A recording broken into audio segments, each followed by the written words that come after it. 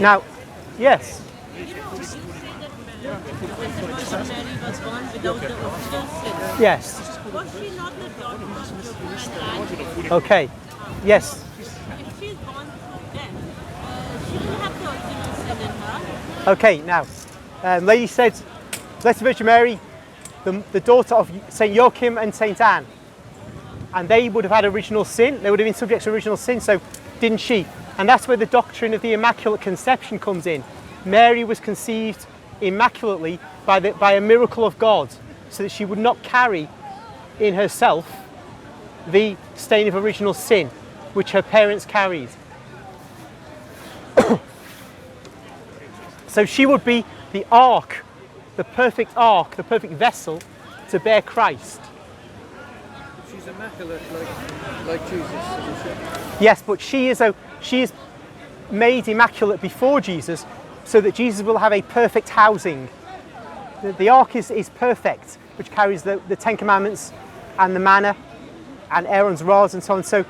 So she is the ark too, but it must be perfect, like the ark was perfect. So she's sinless. She wasn't sinless, Mary, was she? Mary is utterly sinless throughout her life, yes.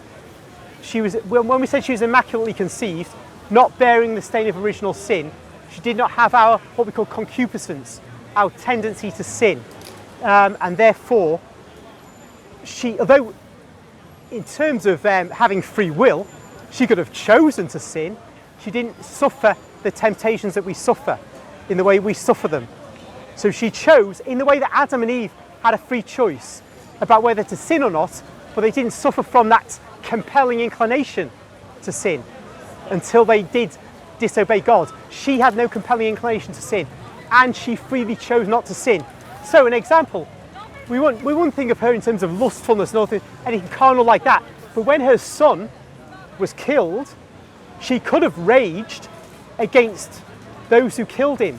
She could have been embittered and hated them, but she did not. She obeyed, as the first Christian, she obeyed the law of love that Christ enjoined upon all his followers. And that's a sign of how she was sinless.